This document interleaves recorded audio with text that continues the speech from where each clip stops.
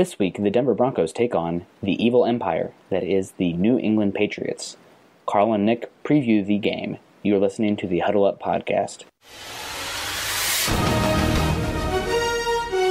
Welcome to the Huddle Up podcast, your go-to show for all things Broncos.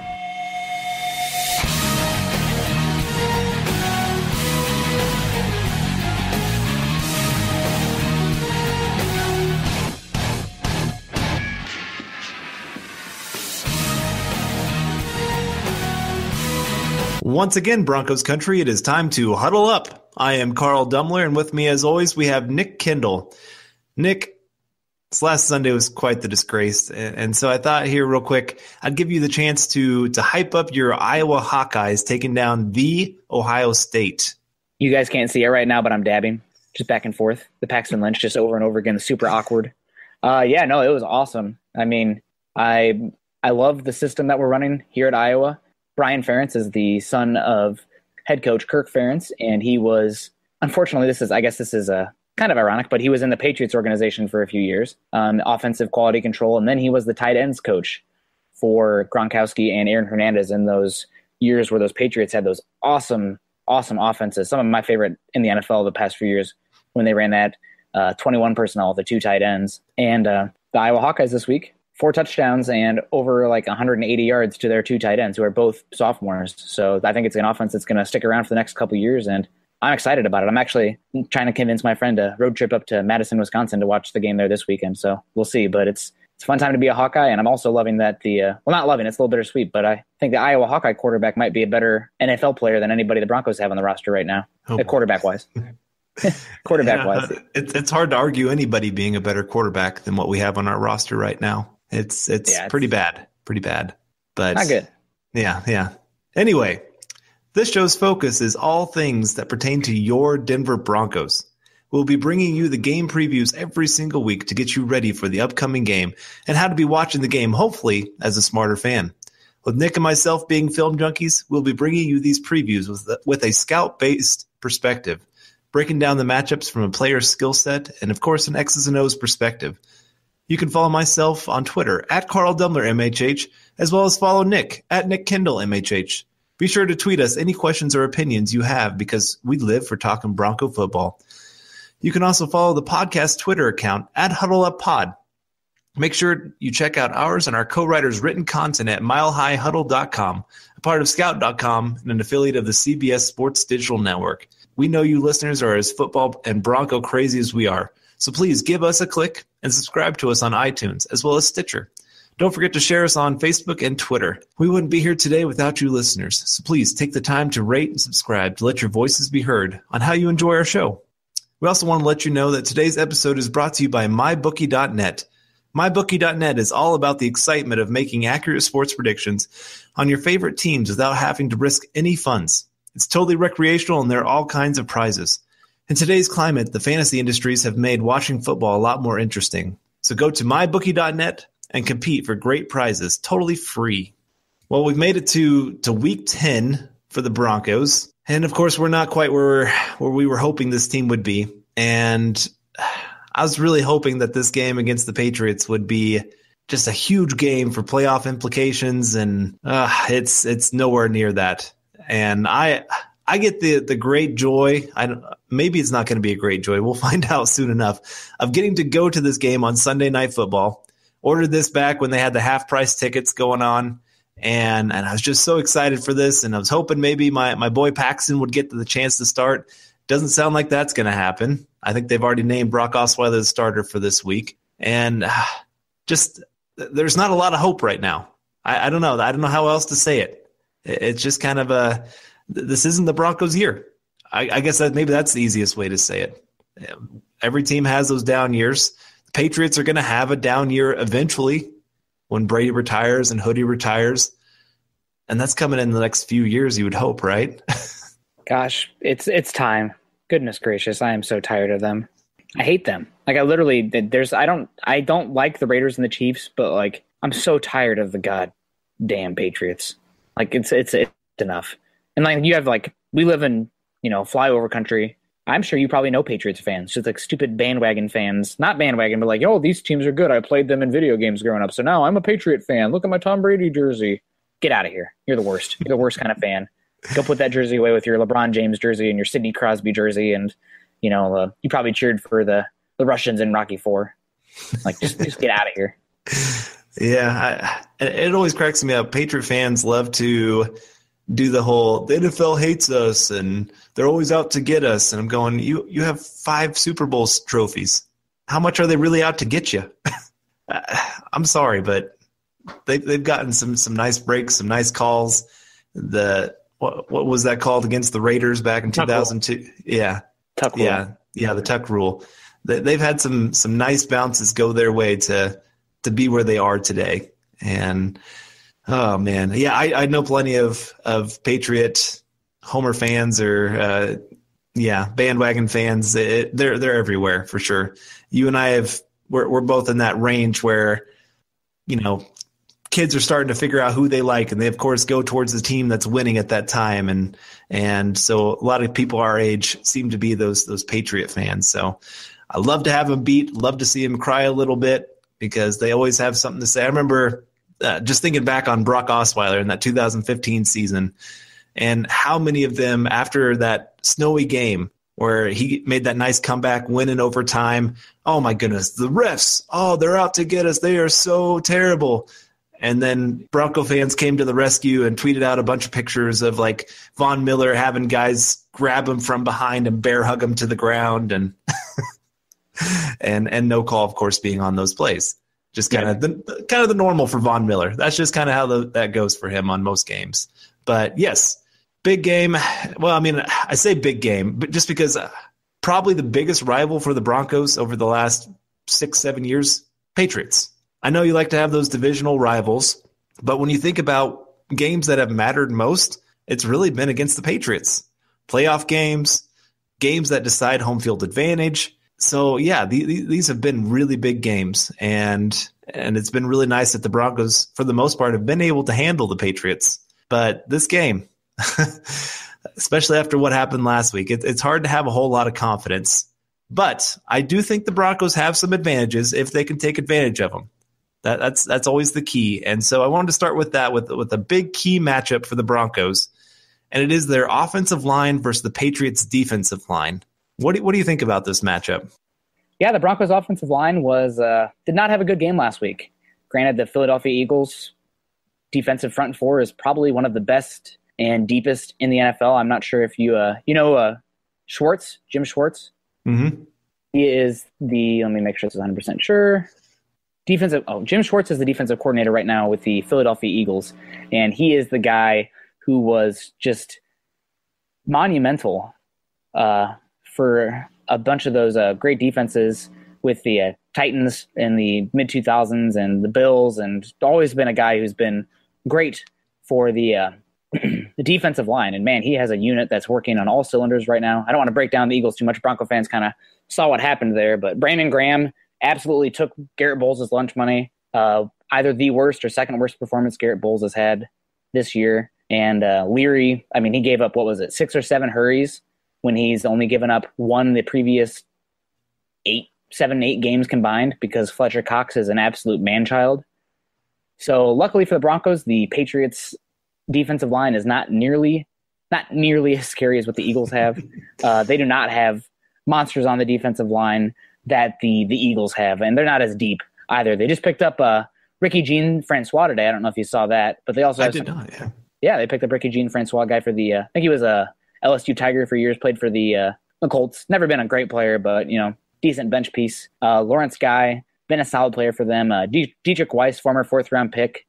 Really like Malcolm Brown. He was a 1st round pick, I believe, in the same draft that Shane Ray was taken in. Was a much cheered around the league, like, oh, of course the Patriots take this top 15 player who falls to the last pick or second to last pick in the draft, but he's been solid for them. And they also have a guy named Trey Flowers who's been playing very well for them as well. The 2 Arkansas guys there in Trey Flowers and Dietrich Weiss, kind of interesting.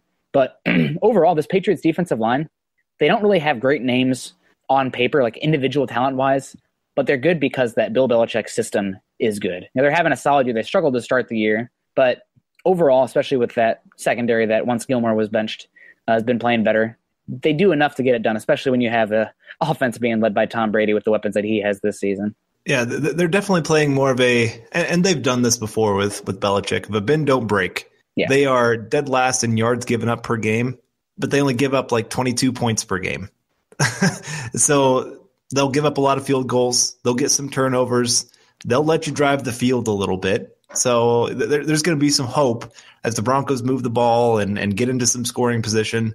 But that's where the Patriots crank it up. They get their guys into the right position, and that's where Belichick really steps in. That's where he's always been great, is that red zone defense. He's just always been huge. But for me, this is going to be the matchup for the Broncos. If they stand any kind of chance of winning this game, this Broncos offensive line, it's not that they just have to beat the Patriots defensive line. They have to dominate. Right now, they are giving up 5.1 yards per carry.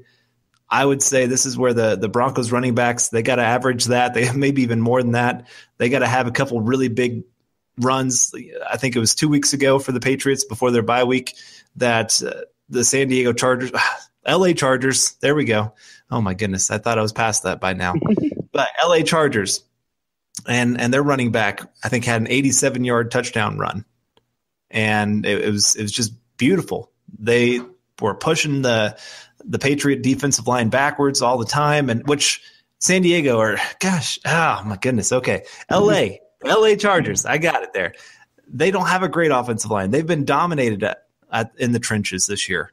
And yet they were able to push these guys back. And the Patriots, they do have size, which is crazy that they get pushed back so much. Alan Branch at 350 pounds, Malcolm Brown, 320 pounds, Lawrence Guy, 305 pounds.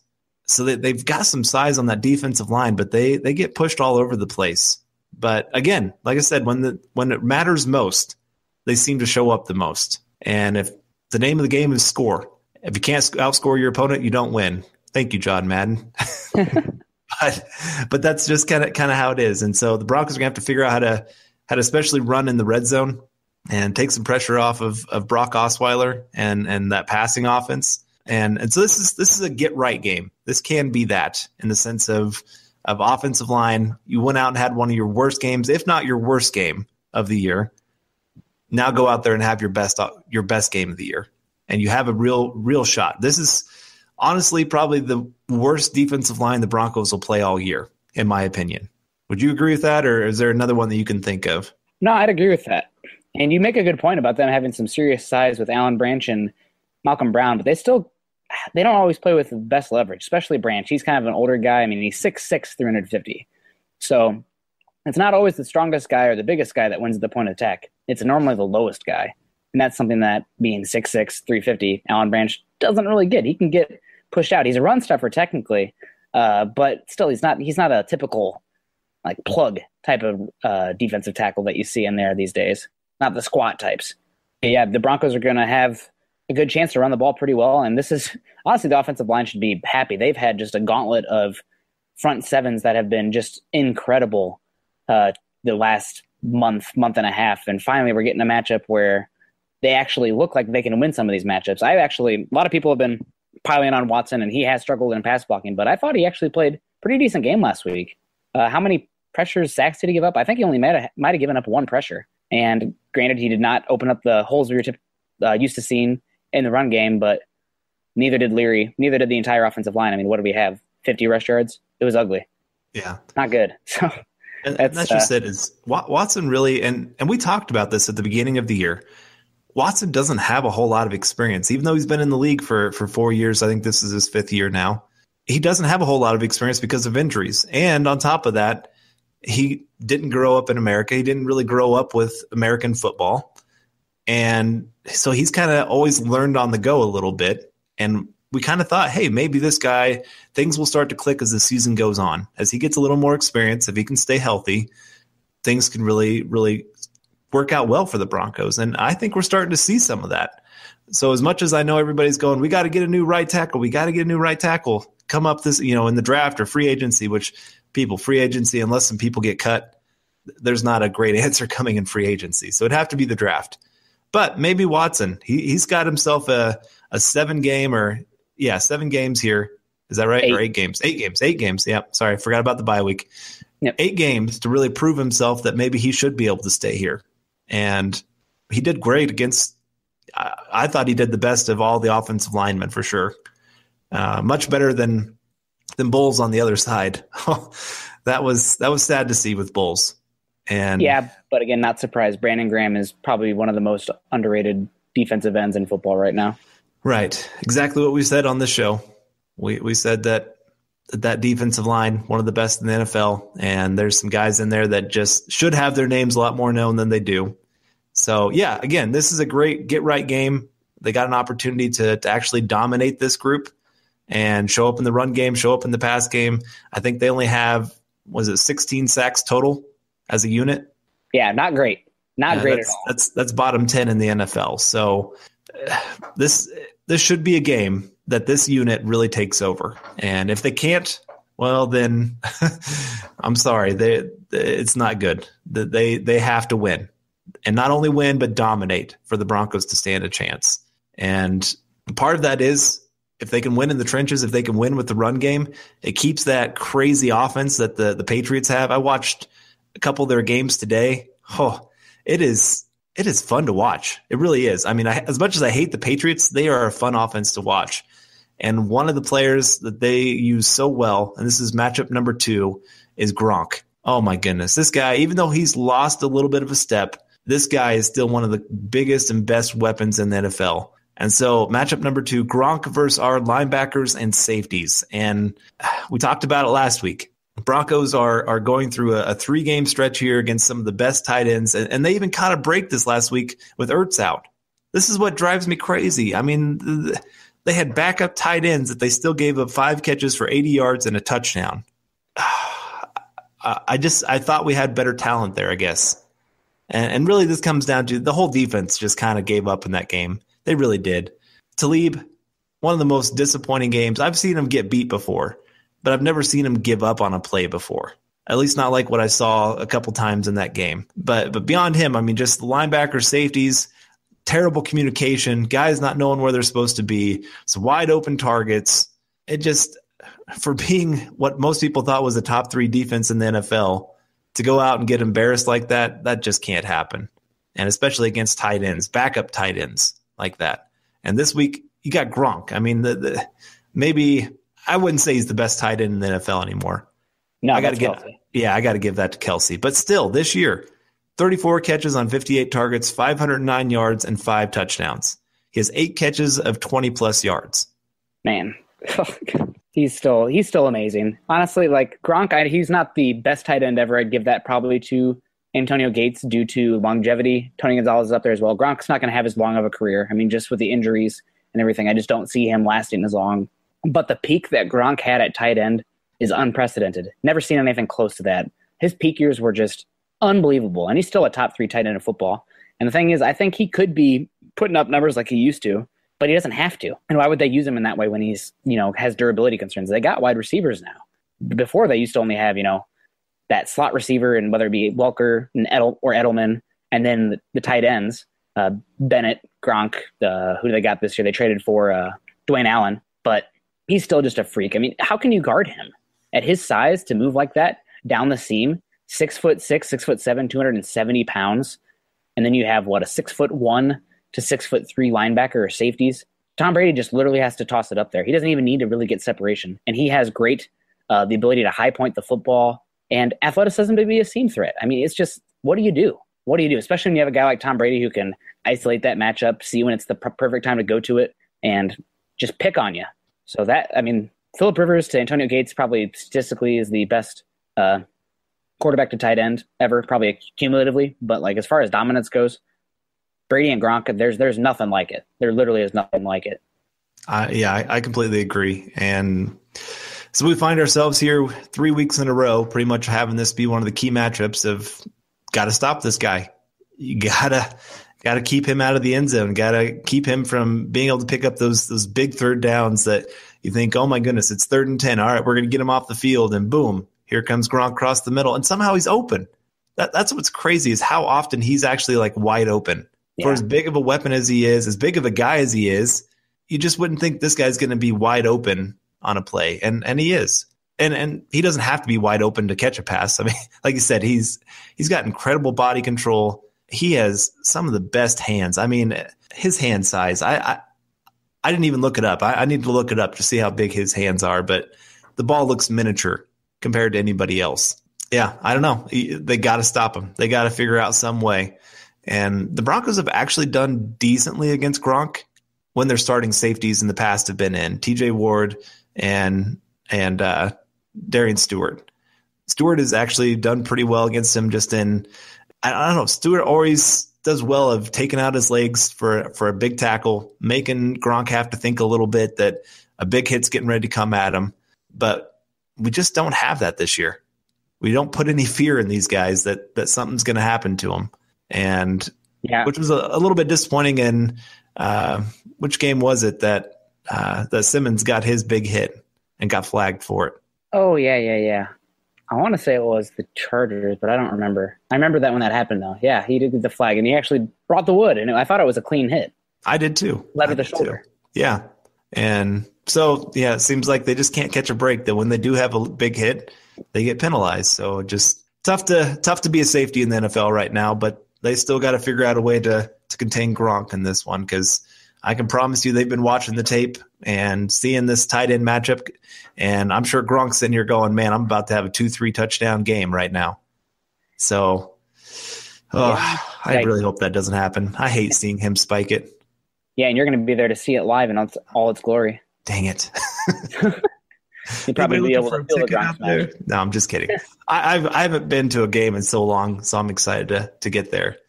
But hopefully they can surprise me and pull off the upset of the year.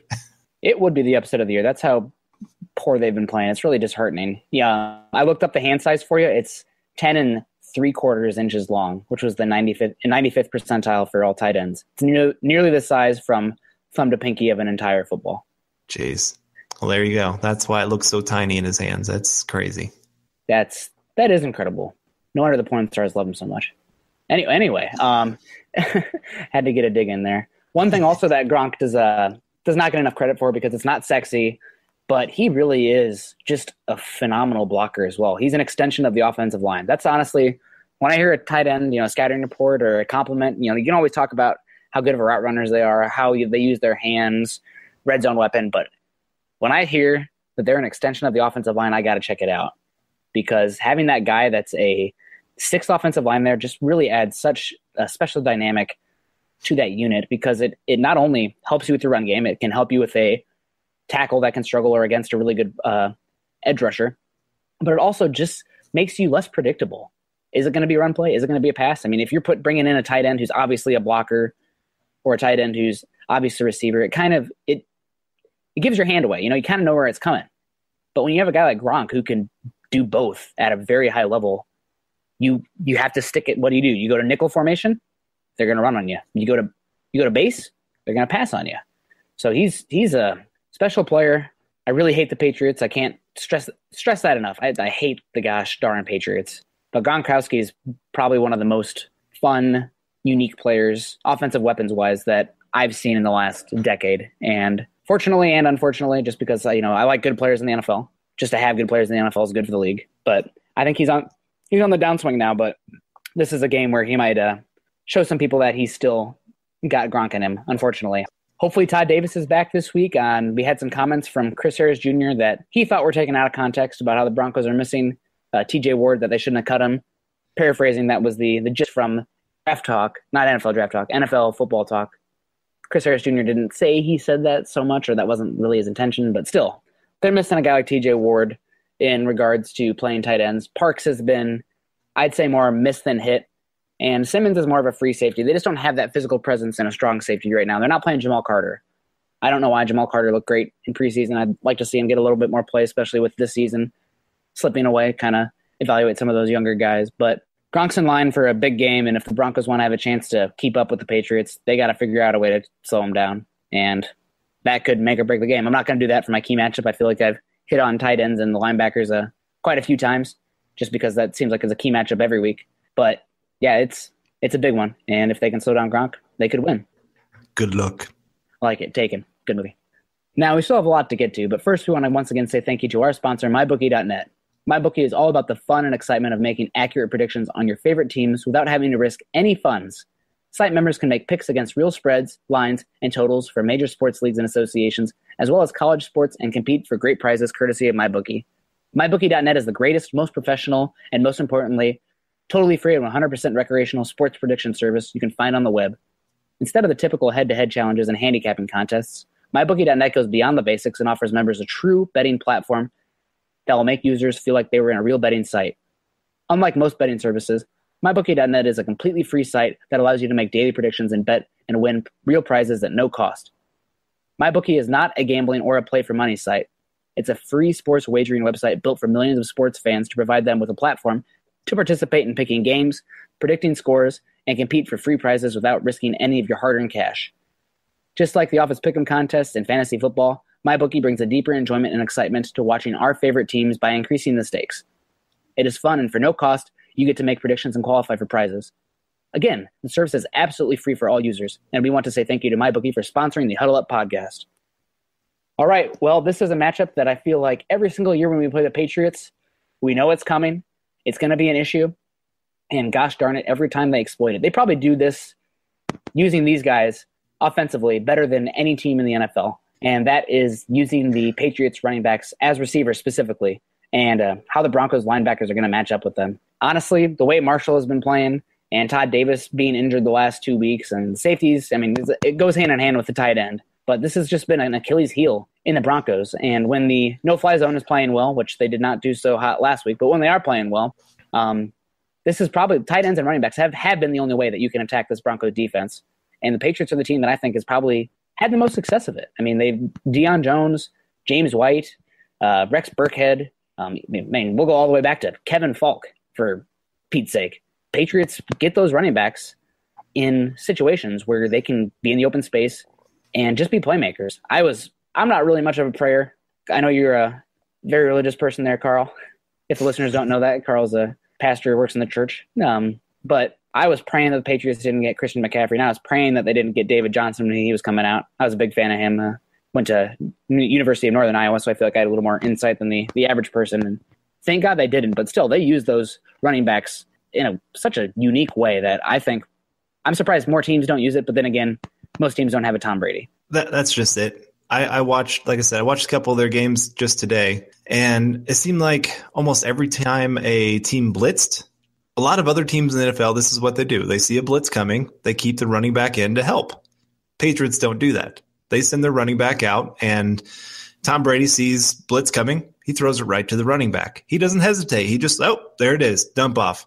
That's at least 6-7 yards, if not more. They can break it deep because they got some speed guys. They got some guys that are just amazing in the open field. Dion Lewis, I remember before he had his big injury, he was unstoppable. I mean, he just was so irritating to watch because you'd sit there and say, 2 guys got him, and then here he comes out of nowhere. And yeah, they got 3 guys right now, James White, Rex Burkhead, Dion Lewis, all of them receiving threats. They're not great running up the middle, but they are incredible receiving threats. And the Patriots, they love to send 4 or 5 guys out on routes almost every single time. They don't like to keep guys in very often. They will every once in a while just to kind of keep a team honest, but they love to get as many targets out there, and they think Tom Brady can find the open one in a hurry. And that's where teams that have a Tom Brady, which is one team, can do that because he processes so quickly. This is what Manning could do too. He knows where he's going with the football before he even snaps it. And when you don't have any time to get there, you only need those 5 blockers just to kind of get in the way. And so, yeah, right now, James White, 43 receptions, which leads their team for 365 yards, 1 receiving touchdown. Rex Burkhead has 12 receptions. Dion Lewis, 10 receptions. Right now is a total. I mean, this is incredible. This is for some wide receivers, they wish they could have a receiving season like this. 65 receptions total, 551 yards receiving, and 2 touchdowns just from the running back group. So, yeah, no team uses their running backs like the Patriots. They'll use them every once in a while, but it's just part of their offense. This is especially the Edelman's out. I think this has become even more. This is their replacement for Edelman. It's incredible. So Our linebackers, I know that they're watching that tape again. Like you said, tight ends, running backs. That is the weakness of this defense. That is the strength of the Patriots offense. Not a good matchup. Yeah, it's Broncos defense had done pretty well in the recent past against the Patriots. Mile High Magic, everything like that. The no-fly zone, Orange Crush, everything goes into it. Peyton Manning finally. Doesn't Peyton Manning have a winning record against Tom Brady in the playoffs too? I know he's 2-1 in AFC championships. Maybe that's it. Haha, suck it, Tom Brady. AFC championships. I'll take whatever I can get. But yeah, it's such a unique offense, and because they have Tom Brady, it's not only that they send the running backs out, but it's how quick not Peyton. Wow, I wish we were going against Peyton. I miss that guy. But it's because Tom Brady is able to process the plays. It's the same thing for Peyton Manning back in the day, but it's because he's able to process pre-snap and when the pressure's coming that he doesn't need that extra guy. He's getting the ball out there 2 seconds, 1.5 seconds, especially if you're sending guys. Good luck. If you're sending blitzes against Tom Brady, good luck, because he doesn't need the extra time. He knows it's coming. So best way to beat Tom Brady is to only rush 4, play tight man coverage, and hope that he makes mistakes. And unfortunately for the Broncos, their pass rush is just not the same this year. We'll get into that a little bit more coming up here, but yeah, the running backs are a pest. And also, I got to say, for the sake of my fantasy team, hopefully Mike Gillislee is the running back who gets the big load today or this week. He is they gave up a draft pick for him. He was a restricted free agent from the Buffalo Bills, and he's been pretty good for them between the tackles, especially as a runner. More of that goal line, LeGarrette Blount role that they had last year, a couple years. But he's put the ball on the ground a fair amount of times, so that's something to watch as well. I know we're mainly focusing on the running game here, but these guys have put the ball on the turf a few times, specifically Gillislee, and that's something that can really spark an offense or even a defense. Get a few turnovers, and things can start to roll your way. Something definitely to watch for there. But moving on, like I was hinting on there, it's the Broncos pass rush versus the Patriots tackles. I mean, the entire Patriots offensive line, really. But yeah, it's Broncos pass rush has. I mean, I'm starting to see them on the back of a milk carton, every week. Like, oh, have you seen this man? Where's Shane Ray? Where is Shaq Barrett? I mean, Shaq Barrett started off the year incredibly hot. Wasn't really finishing, but was getting a lot of pressures, doing great against the run. And he hasn't been up to that same level since the bye week, I would say. During this Broncos losing streak, he hasn't been up to that level. And Shane Ray has come in, and I've seen he's been a little bit snippy on Twitter, saying that, don't comment if you don't know my assignments. But I can see Shane Ray crashing in or getting blown off the line or missing tackles, and I don't need to know your assignment that well to know that you messed up. Sorry, Shane, if you're listening. Just the Patriots tackles are a little bit older. They have left tackle, who's actually the number 1 rated free agent next year, but he might retire. He's kind of been on a downward trend. Nate Soldier out of Colorado, for you CU Buffs fans out there. Been a pretty good pick for them. Really struggled the year that the Broncos won the Super Bowl, but last year he was phenomenal against Von Miller. Granted, Tom Brady kind of shifting to the left over and over again helps that, but Cannon's been good. And they also have some good young players as well. I really like Shaquille Mason, 4th-round pick a couple years ago out of Georgia Tech, and Joe Thuney, who was a all-purpose lineman for the North Carolina Wolfpack. They drafted 2 years ago as well. And he's playing left guard, and Mason's playing right guard for them. They're good run-blocking, very athletic guards. Guys that could probably play a multitude of positions, center, have smarts, have body control, good pass blocking. And David Andrews as well, good center for them. So the Broncos, I mean, Tom Brady gets the ball out quick, but if you get a chance to hit him, you got to hit him. And this offensive line, with the offensive coach or the offensive line coach, Scar, I'm not going to try to pronounce his entire name, but the famed offensive line coach of the Patriots, who they thought they were missing the year the Broncos whooped up on them a couple times, turned this unit around, and they've been playing better. But Broncos pass rush has been pretty much a letdown all year outside of Von Miller, at least in my opinion. I agree. Other than, like those couple games for Shaq Barrett that you're kind of going, man, this guy, he's about to get himself paid. Now I'm kind of going, huh? Maybe. We'll see. Maybe he's worth bringing back as that backup kind of money, but that's a little ways down the road. I will say this. Because of the injury to Edelman, Tom Brady is taking a lot more hits this year than he has in years past. His sack percentage on dropbacks has gone up about 2% this year, from 4.55% to 6.36%. And I think a big part of that is the wide receivers they have are those kind of deep speed guys. You got Cooks, Hogan, and Dorsett. And they're not really those quick-footed guys. Cooks can be, but he's just not one that likes to go over the middle a whole lot. He's more of that, I love to go down the sideline, catch a 50-yard touchdown kind of guy. I still hate that play against Houston. They should have lost that game. But anyway, moving on. Anyway, those are kind of the plays that they're having to try to hit a lot more. And I think that's why the running backs are getting very involved in the passing game.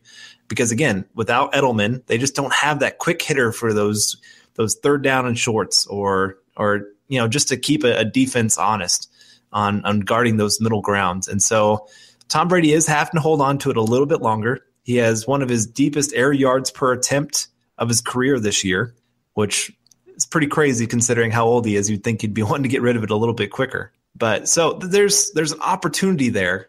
But we said that last week too, with the Eagles having their backup left tackle in, and it just didn't happen. So I don't know. Again, this is a unit where you got to go win your battle. You have an opportunity. You have the advantage. You should have the advantage. Soldier, he's had those injuries and cancer scare and everything else. He's just not the player he was. So they should go win that battle. And Cannon, as much as he had a great year last year, he struggled some this year. And so Von Miller, he has a great opportunity to go win a battle. But like you said, most teams, they know that. They know Von Miller is the one guy that can beat him. So what do? We double team him, or we roll the quarterback a little bit to the left just to buy that little bit of extra time. And he hasn't been able to get home as much as you would think, or as much as you would hope, because teams just are doing everything possible to say anybody else beat us but Von Miller. And even then, Von Miller is still winning a lot of battles. He still had a decent game against Lane Johnson, especially in the run game. He held up really well in the run game. But, well, okay, I say he held up. To make a run game go or a run defense go, one guy can't be your whole run defense. The other 10 just were terrible. Yeah, anyway, still trying to move on from last week. It's hard to not keep picturing what happened. The nightmares haunt me. What was more painful, the shutout at Los Angeles? See, I'm doing it too now. Or the game against Philly? I think the game against Philly, I didn't predict us to beat LA. I didn't think we were going to win that one. I just didn't have a good feeling about it. Simeon was really struggling then. I thought that one was going to be a loss. Plus, it's a divisional game. I guess that makes it maybe hurt a little bit more because it's divisional. But Philly, I really thought we had some great matchups. I thought we had a great opportunity to take advantage of some things and win that game. And to go out and get embarrassed like that, it just I don't know. I guess that one just kind of shocked me a little bit, especially with the defense.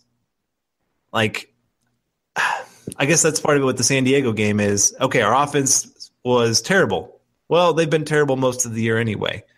But against Philly, it was that our defense was terrible. Our offense wasn't great, but I would say our defense played worse than our offense did. I mean, didn't we have 2 or 3 first-half scoring drives? Something like that. At least they were moving the ball, getting some field goals out of things. Yeah, and I think Brock Osweiler was the most pressure the Broncos' offensive line had given up all season in a single game.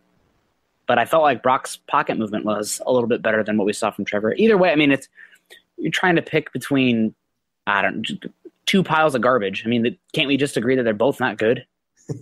I don't understand. Like, people, we're not allowed to talk so much about some of the insider sources here, but let's just say Simeon was ready to not be starting anymore mentally from his own camp. So they brought in Brock because coaches stood up with Simeon for a while, but they were on the verge of losing the locker room. And looks like might have been too late. Might have been they pulled it too late. And I know everyone's ready to fire Vance Joseph. I might have a little bit of a soapbox coming later in that regard. But this game against the Eagles, I never thought I'd see the defense choke and give up like that. You know, they're still individually talent-wise a great defense. But 51 points to Carson Wentz. I mean, the Broncos marched down the field and got 3 points on the first drive. All the defense has to do there is not give up a touchdown. I mean, 3-and-out would be great, but just don't give up a touchdown. Eagles march right down the field and get a touchdown. Easy. So easy. The Broncos, I think they go out there and get a punt. 3-and-out. Unfortunate. Okay, defense. We're still in this game. Only down by 4. Another touchdown drive. Down 14-0 halfway through the first quarter. The game's over. Probably at that point. I mean, the way the offense is playing and how shell-shocked they are. I'd say overall the team performance was more disappointing, but being shut out at the Chargers was it's more frustrating for me because the defense had been playing well, if that makes sense. And just to see the offense struggle so much and defense just continues to get wasted. But right. I can't really say that anymore because they sucked against the Eagles. There's no other way around it. Carson Wentz playing great offensive line. They have weapons for him. Nelson Aguilar, former first-round pick, Burnt Talib. Both Clement and Jay Ajayi ran pretty well. Jeffrey had 2 touchdowns. I mean, it's frustrating. But I never thought I'd see the defense struggle like that. And, hey, what do you know? We got the number 2 scoring offense in the NFL coming to town this week with Tom Brady, and he's got great weapons, and Brandon Cooks and Hogan and Dorsett. You didn't touch on Amendola as well. And my least favorite Patriot, James Devlin. No, I'm just kidding. But I really hate James Devlin. Gosh darn it. What an annoying freaking fullback. It's hard to hate a fullback, but I really don't like James Devlin. I feel like he always scores a touchdown against us and has the most annoying spike. Like, dude, why is your shoulder pad so high? You don't need him. You got to carry that around for 10 plays you're in a game. Just stop it. But, yeah, just annoying. No, and then I got Steven Gostkowski, too. It's just get out of here, Patriots. Yeah. No, I agree. And it's just – I guess we'll find out the heart of the team this week, in my opinion, because being in front of the home crowd, are you going to give up in front of the home crowd? They better not. In a night game. Yeah, in a night game. And this is national TV. This isn't just regional football. This is national. Everybody watches this game. And so, yeah, they better have a little bit of heart for this one. I think, again, that's why the Eagles game was so disappointing to me, because it was the first game I really felt like I've seen the defense give up in a long, long time. To see playmakers that should not be getting beat. I mean, Jeffrey is a good receiver, but he's not great. They've played better receivers and shut him down. And just see Talib like getting beat deep and then just kind of jogging like, oh, I'm not going to go make this tackle. I'll just let him score.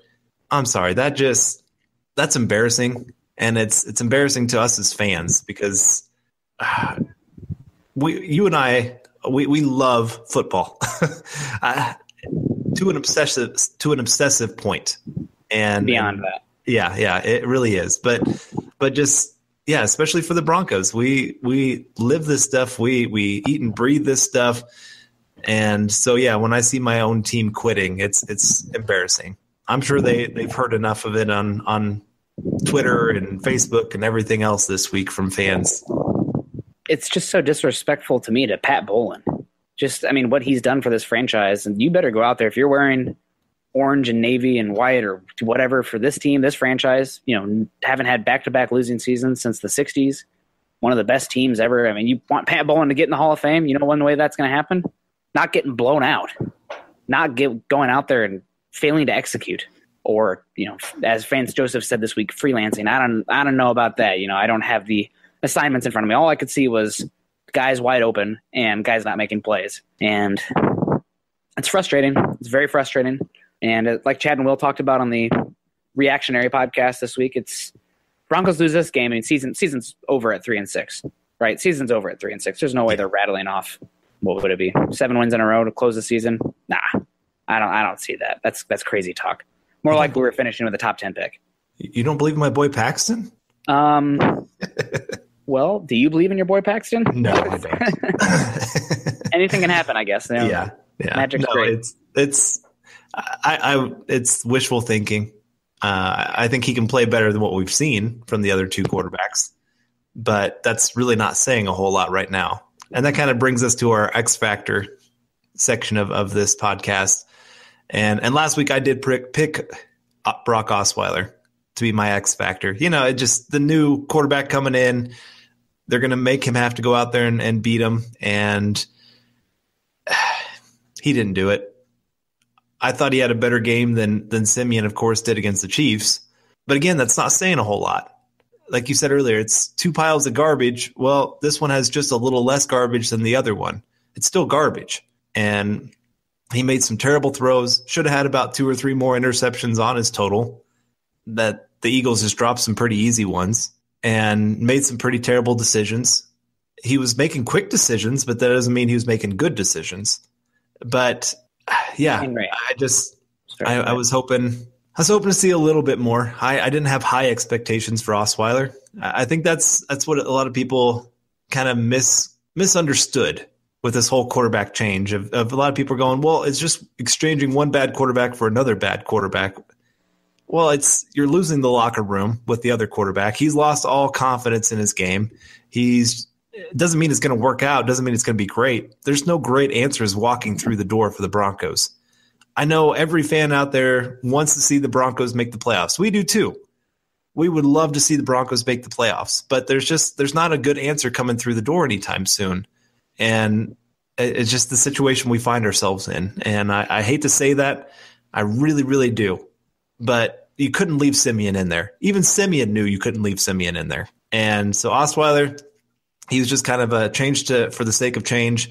And he kind of proved exactly kind of what I thought of him and what he was going to be out there. So he did fine for considering how much pressure he was under.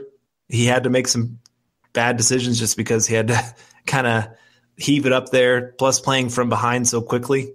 He had to try to play catch up, and anytime you're playing to catch up, you have a defensive line that knows you're going to throw. You have, I don't know, it's not a good situation for a quarterback. And so Osweiler, I mean, I tip my hat to you for trying, but that's about all I can say about it. Yeah, and he did go up against what's arguably the best team in football right now and one of the best defensive lines. So, I mean, he was being thrown to the lions. He didn't have really much of a chance, and they ate him up. What can you even say? My X factor last week was Shane Ray because we needed to get to Carson Wentz, and I thought that Vaitai, the backup tackle that was taken over for Jason Peters, could be had, and boy, was I wrong.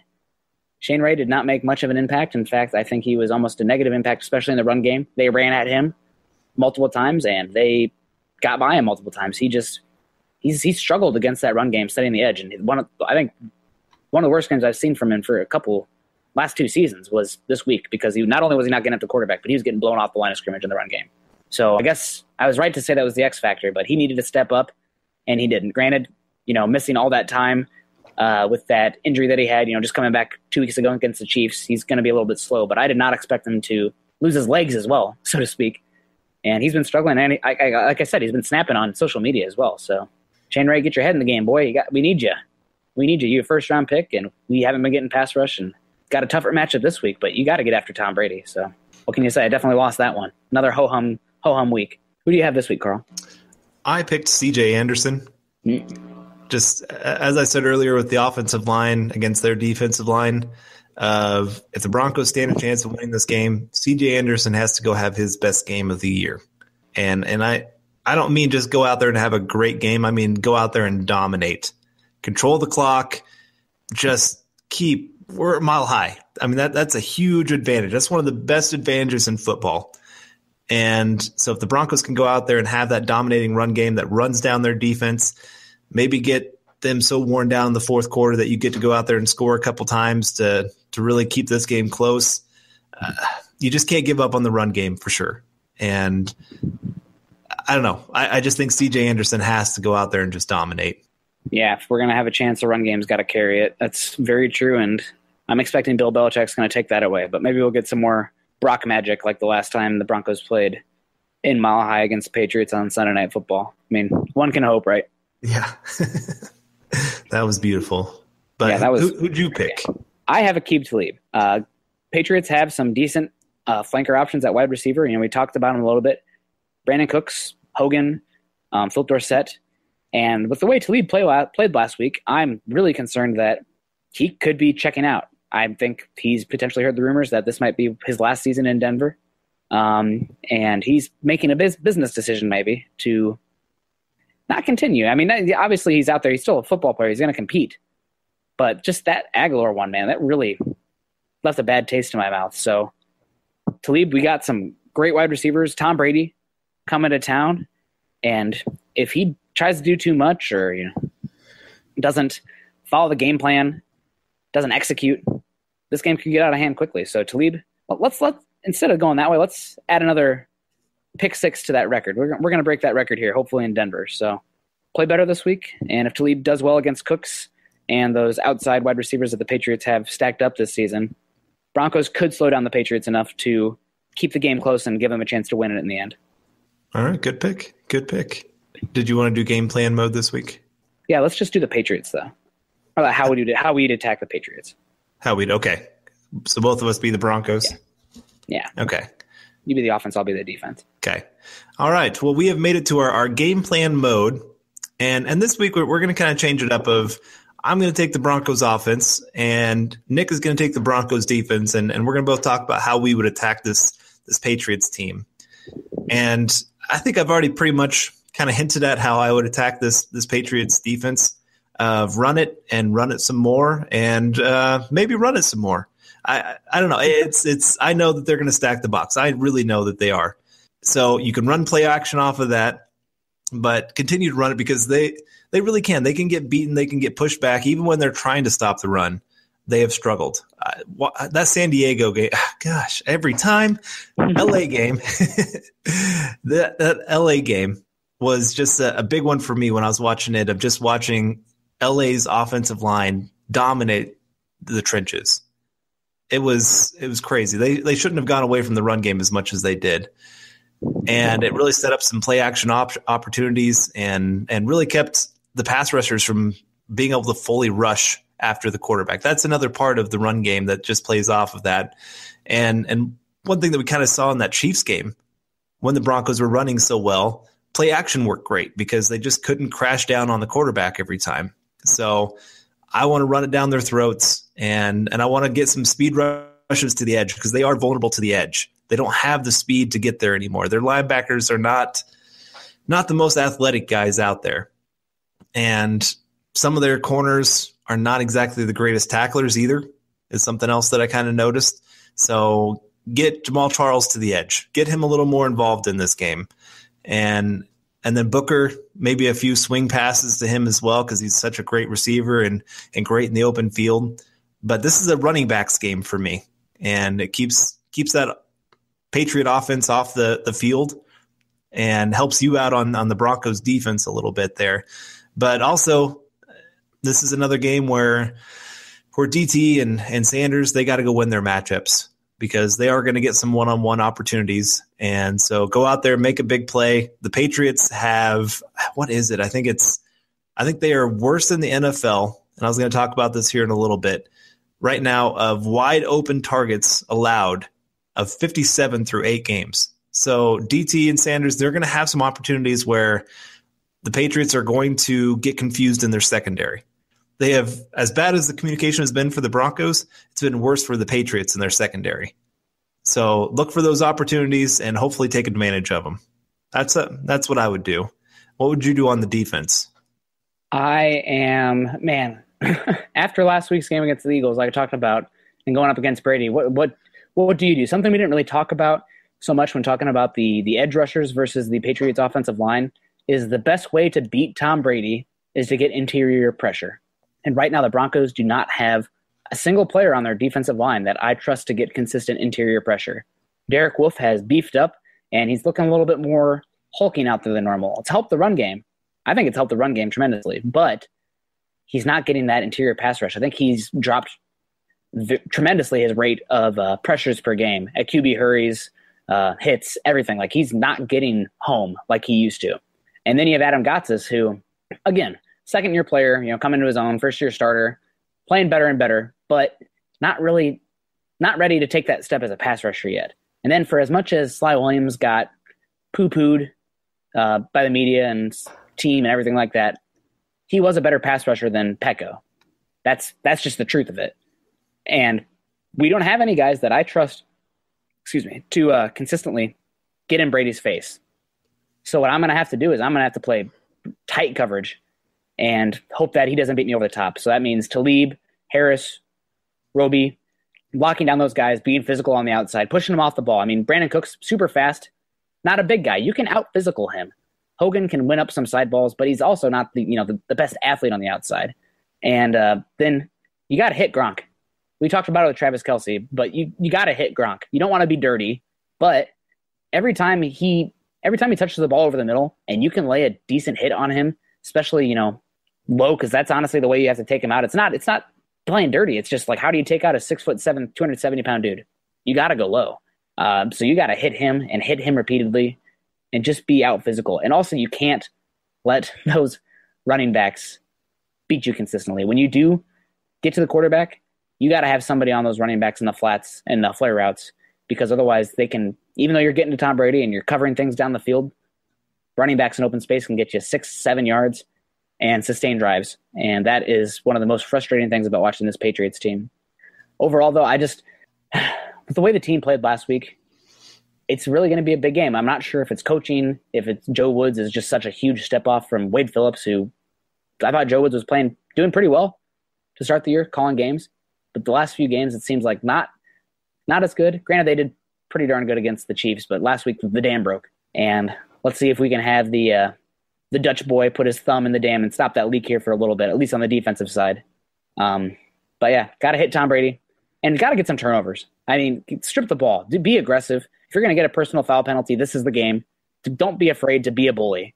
You got to go out there and show them that you mean business and you're here to be the aggressor, because that's what the Patriots have to do. They normally dictate the flow when they're on offense, and you can't let that be the case.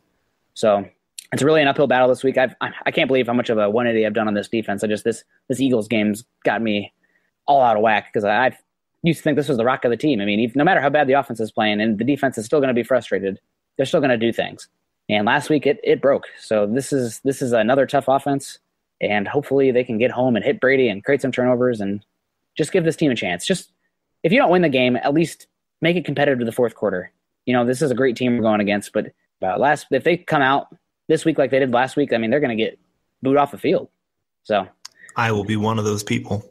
Yeah, I don't know if I could boo them. I'm pretty critical, but I don't know if I'm a booer. I'd be booing Brady every time he touches the ball. But I don't know if I could boo the Broncos.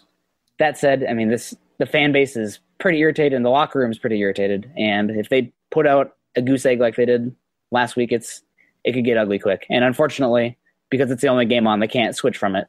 So you get the full 60 minutes no matter how poorly it goes. You can't switch from it. Unless they want to go put on like The Days of Our Lives or something. I guess it's NBC. Whatever stupid NBC sitcom's on right now. NBC doesn't sponsor us, so I can say that. There you go.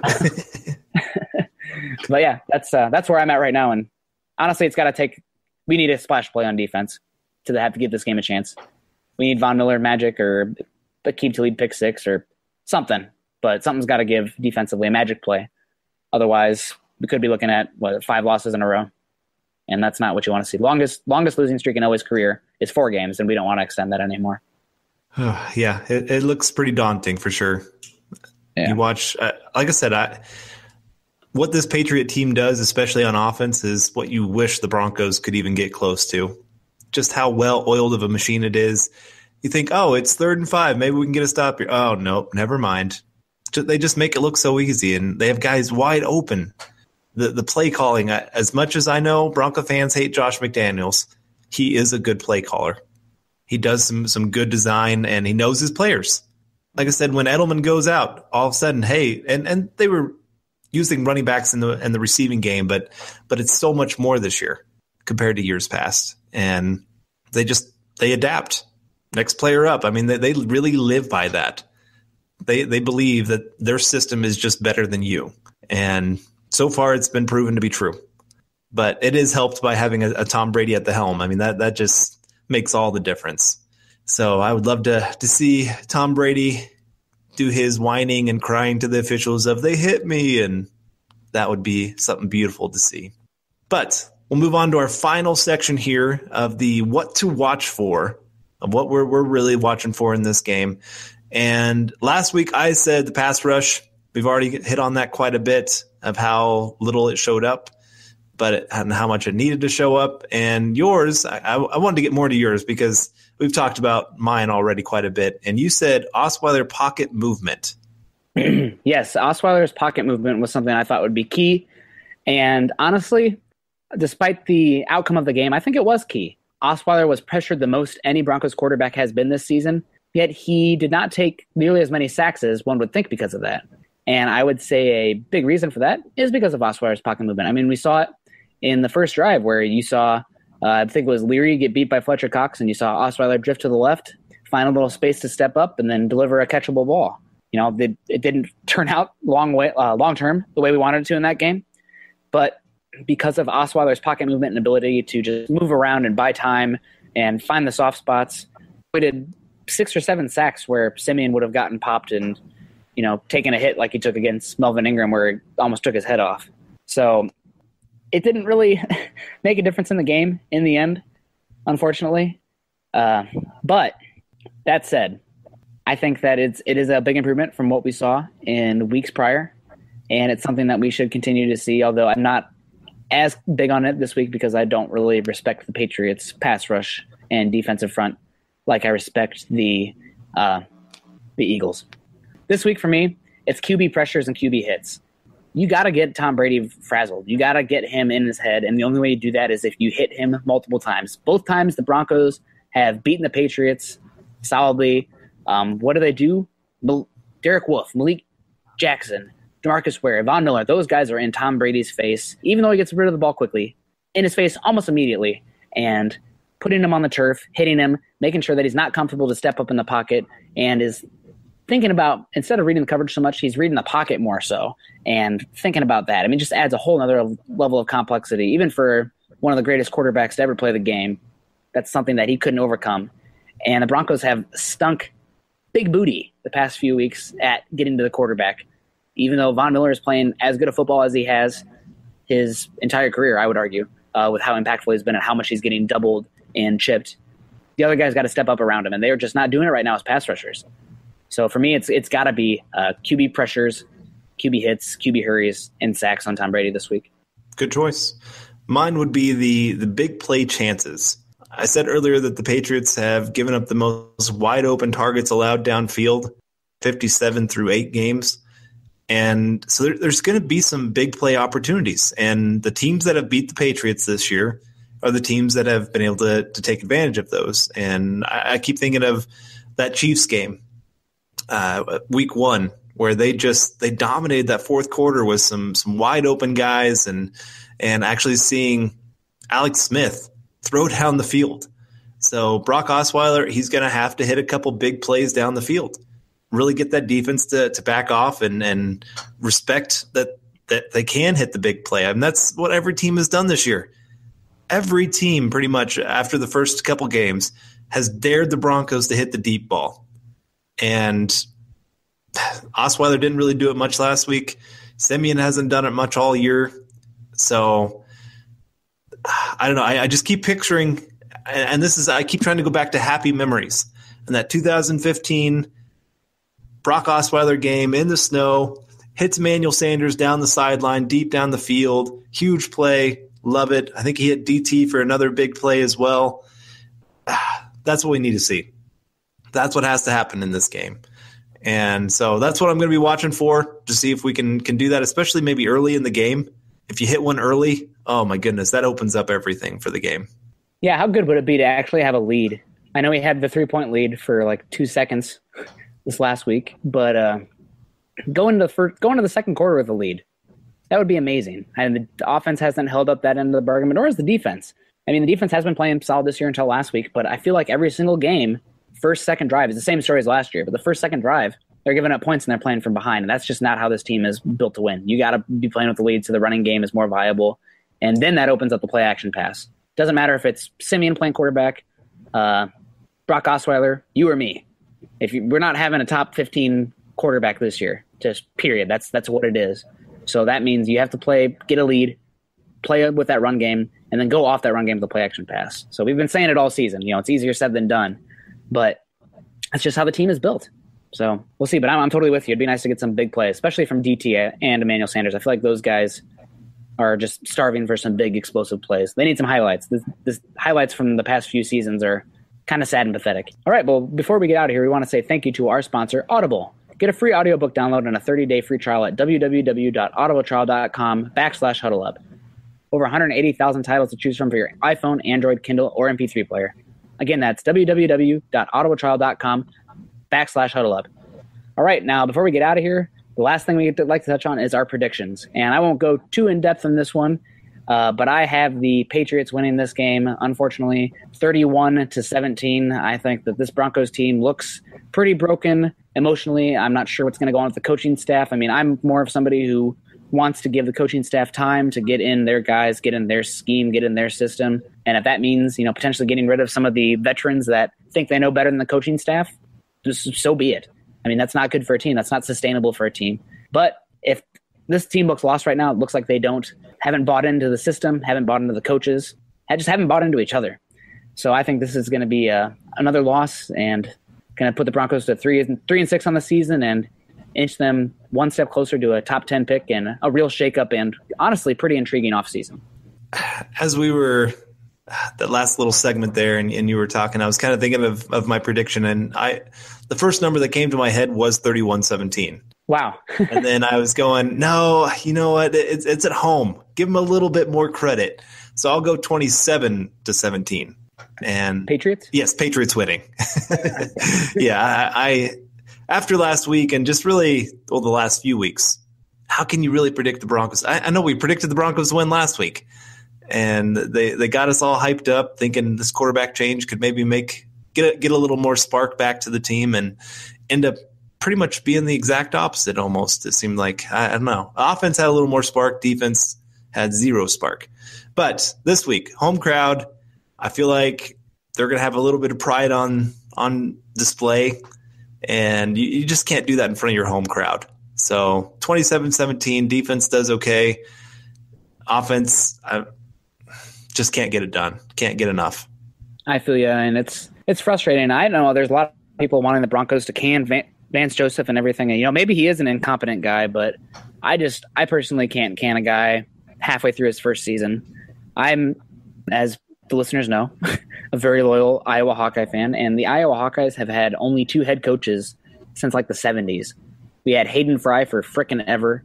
That's even before I even became a Hawkeye fan. In my entire life, remembering being a Hawkeye fan, we've had Kirk Ferentz. There's been ups, there's been downs, but he's shown to be a good coach. I mean, he was a disciple under Bill Belichick along with Nick Saban. Don't want to claim that too much, but that's true. But I just feel like you got to give the coaches a chance to show themselves. And at this point next year, if the Broncos are still this bad, I mean, as far as I'm concerned, he's gone. That's it. But you have to give him an off season, implementing his scheme, getting his guys in there. And if he still sucks next year, then that it is what it is. But I guess I'm a little bit more old-fashioned and patient, and I'm not quite ready to kick him out. What do you think? I'm exactly there with you.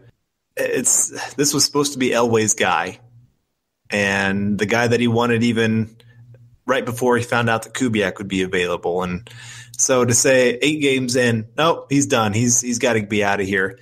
I think that's just kind of an overreaction. We're all emotional at this time. We hate seeing our team lose. Bronco fans have been used to the Broncos being a dominant team for quite a while now. And so now to see them as maybe one of the 5-6 worst teams in the NFL, it's hard to see. But again, sometimes it does take a little bit of time. It takes getting the right people in the right place. And I think he's feeling the effects of last year when this team didn't make the playoffs and the defense was so frustrated with the offense. And so then you come into this year and the offense again is so terrible. And it's just kind of going, what do we got to do on the, our defense is so dominant. And here we have this offense wasting us. And so I think he's more just catching the brunt of everything else. I don't know if another coach would have made that much of a difference. I think Mike McCoy is a pretty good offensive coordinator. We've highlighted in a bunch of different articles on Mile High Huddle that there are open guys. There's open plays to be had.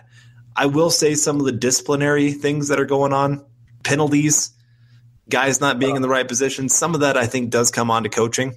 But yeah, you got to give a guy, he's got to have some growing pains. We've seen other coaches that struggled at first and then all of a sudden became great. Bill Belichick, even the great Bill Belichick, was fired from somewhere. Yes, it was the Browns, and they are a terrible organization that has no clue what they're doing. But still, most of these guys have had to go through some growing pains to figure it out in the NFL.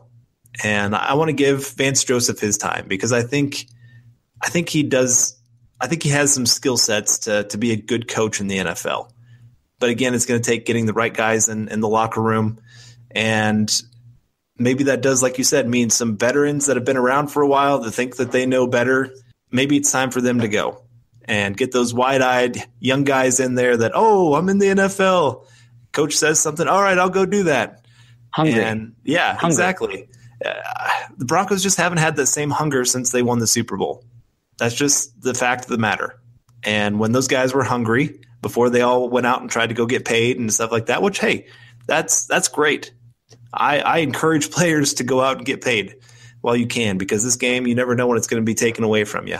But, yeah, I want to give them a little time and just see what they can do, especially now possibility of having a top 10 pick. I know some people are going to be going, well, you got to get the right coach in here before you get that top 10 pick and then fire this guy halfway through the year. But I don't know. I'm patient when it comes to the NFL because I've seen how long it takes to build a championship team. Bronco fans, have you forgot what happened before we won the Super Bowl? It was like a 20-year drought. And before that, it was, a 30-year drought? So it takes time. And it's usually a pretty short window. Unfortunately, very true. Very true. All right, well, that will wrap up our Week 10 preview of the Huddle Up podcast. Can the Broncos finally get back on the winning track and pull off a upset of the year at home, Sunday Night Football against the evil empire that is the New England Patriots? Tune in next week. No, I'm just kidding. Hopefully.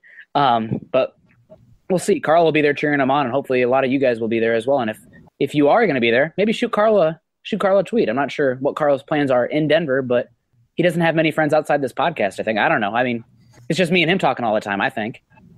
No, is that not true? Maybe that's just me. No, I'm just kidding. No. I'm just kidding. It might be a little true. No. Yeah. Buy him a beer. Maybe he'll buy you a beer. Make a bet. Make a Paxton Lynch bet. He's going to owe me a beer pretty soon. So shoot Carl a tweet. Follow him on Twitter, at Carl Dumler MHH, and myself, at Nick Kendell MHH.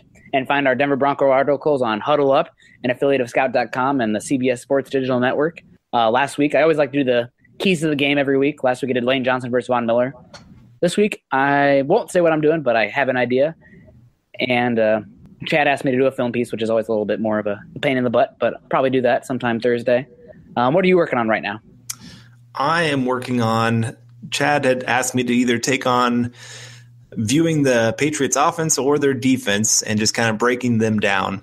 And so I think he wants it to be a film piece. But so which one do you think I should do, offense or defense? I think their offense is more fun. You probably get more views with that as well. I mean, people want to see Tom Brady, and you can talk about how the offense has changed with the lack of Edelman and adding those outside wide receivers. Probably more like that 2009, 2007 offense that had Randy Moss. It's probably more like that than it's ever been. All right, there you go. I'll be breaking down the Patriot offense and how they attack teams. I mean, also they're the number 1 or number 2 scoring offense in the NFL. I don't know what it is after the frickin' Eagles went off on us. The Eagles might be 1 now, but hey, guess what? Maybe the Patriots can hop back up after putting another 50 burger on us. Hopefully not. And yeah, I'm looking forward to it coming up here pretty soon. Carl and I will start to break into that NFL draft podcast. We have senior draft analyst Eric Trickle coming on here, and we're going to start with the mother of all positions, quarterbacks. So I think the first episode, which we are planning on recording next week, we will hit 4 quarterbacks and break them down and debate. If any of you listeners know Eric Trickle, he is a strongly opinionated person and does not back down from his opinions, which is good for podcasts, I guess. We're going to have a little bit of Skip Bayless, Shannon Sharp going back and forth here. Note, he's a big Baker Mayfield fan, and I like Baker Mayfield, but I'm not a top 10 Baker Mayfield guy. What about you, Carl? I know you haven't. This is getting a little ahead. I'm not there. Top 10? Top 10? I'm more of that 15 to 30 range. Yes. Would be more my area of where I'd put him. They're just Big 12 defenses are an embarrassment. You think the Broncos defense was an embarrassment last week? Go watch some Big 12 defense. Guys wide open. And I'm not saying that Baker Mayfield can't hit a guy that's in a tight window, but he doesn't have to. We never really get to see it hardly. So there's still some questions for me with him. I need to watch a little bit more, but again, 15 to 25, 30 range. That's where I'd put him. Yeah, I'm with you 100%. He's also a guy, we'll need to save for the podcast, but he's also a guy I don't think transcends scheme. He needs the right coach and the right scheme around him if he's going to succeed, which is true about a lot of the quarterbacks in this class, in my opinion. But if you want a quarterback that's that high, he needs to be a guy that has the tools that can play West Coast, more of that Peyton Manning style, or play vertically. I mean, they need to be able to win in multitude of ways because that's what a lot of great offenses and great quarterbacks do. And I don't see that so much in this class this year, unfortunately. So the Broncos should might as well wait on quarterback and take Iowa quarterback Nate Stanley next year. No, I'm just kidding. Eric yelling at you right now. Oh my God, dude, he's gonna love Stanley too. You're all gonna love him. We'll make a deal. We'll draft Quentin Nelson this year, and then next year we have to take Nate Stanley. I'm good with that. I'm good. Okay, there we go. You can follow the Huddle Up podcast by subscribing to us on iTunes, and for Android users, Stitcher. We also have audio up on YouTube, which I always like to get on and comment back to you guys. Love hearing from you guys on there. Follow us on Twitter at Mile High Huddle and at Huddle Up Pod. Again, please be sure to subscribe and rate us and reach out to us. We love talking with you guys on all platforms, all hours of the day, even if our girlfriends and wives get irritated at us from being on our screens. It happens. For Carl Dumler, I'm Nick Kendell, wrapping up another episode of the Huddle Up podcast. We hope you enjoyed it. We hope we'll get a win this week to break that gosh darn streak. And we will see you next week. And even when they're not playing well, I still got to throw it out there. Go Broncos. Mile High Huddle.